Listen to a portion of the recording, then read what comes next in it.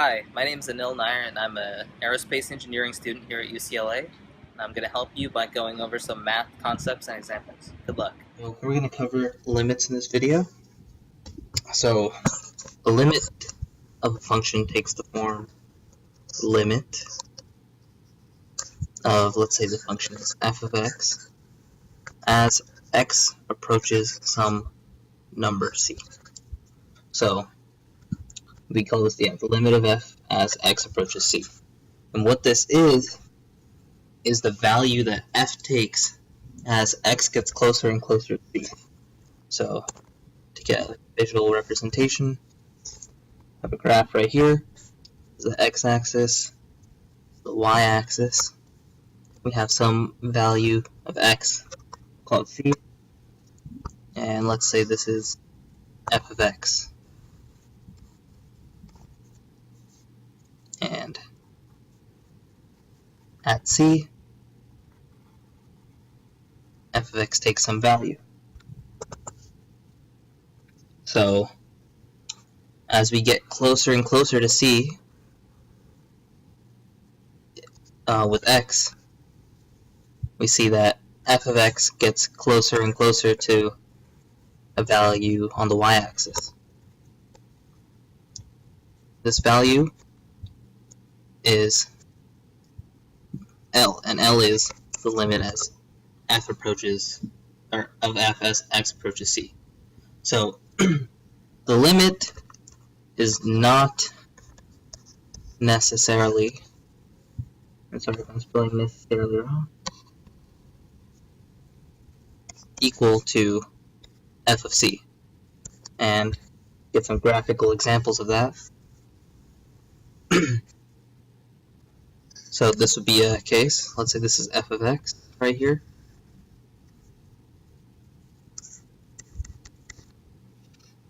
And this is c, x and y. So the function f of c equals this value up here, we'll call it L, not call it L, we'll just call it f of c. But you can see as we approach c from this side, as we approach c, from this side, f does not approach f of c. It approaches this value over here. Another example would be asymptote, vertical asymptote. Let's say at c there's vertical asymptote here. F of c is undefined, but we would call the limit as x approaches c of f. We would say that it approaches infinity. We'll go into more of the fine details of that later. So it doesn't need to. We don't need to be at c. We just need to be arbitrarily close to c. And also, it matters what side you're coming from. So we took the limit. We're looking at this example. We took the limit as x approaches c from the left, and we'll show that we're coming from the left by putting a minus sign right there. Let's say this is, let's give these different names. We'll call this value up here P, we'll call this Q. So if we're coming from the left, we approach Q.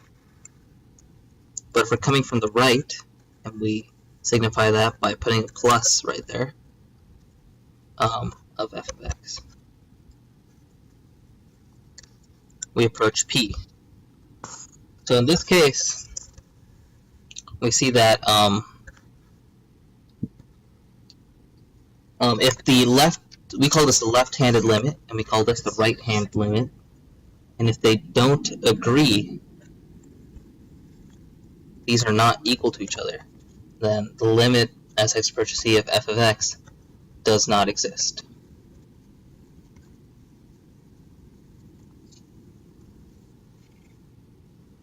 So I'll show you a case where they both do exist. If we go back to like something we saw in the beginning. So here, this open circle indicates that the function is undefined at that point. But we take the limit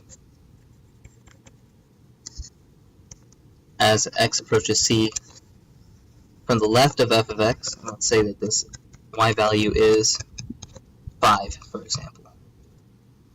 So the left-hand limit equals 5, because we approach 5. And the right-handed limit of f of x also approaches 5, or equals 5. So in this case, since these are equal to each other, we say that the limit as x approaches c from both sides, this is called a two-handed limit, equals 5. Okay. Some limit laws. That'll be helpful for evaluating limits. So let's say we have two functions, f of x and g of x. First law is, or rule, is if we have the limit as x approaches c of f of x plus g of x, and it could be subtraction as well, this will equal the limit as x approaches c of f of x plus or minus the limit as x approaches c of g of x. So you can evaluate them separately and just add them. Second one is you have the limit as x approaches c of f of x times g of x. What you can do is you can make that limit as x approaches c of f of x times the limit as x approaches c of g of x. 3, you can do the same for division. You have the limit as x approaches c of f of x divided by g of x. That'll equal the limit as x approaches c of f of x divided by the limit as x approaches c g of x if limit as x approaches c or of g of x is not equal to 0. You don't want a 0 in the denominator.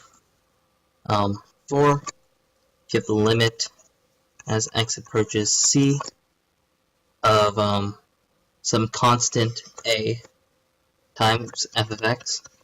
You can pull the constant out, so it'll be a times the limit as x approaches c of f of x. And 5, this one's actually pretty useful.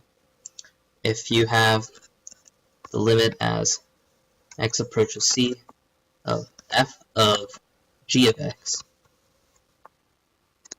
you can put the limit inside the function. Could be f of the limit as x approaches c of g of x. So those limit laws will help you when you're calculating some limits.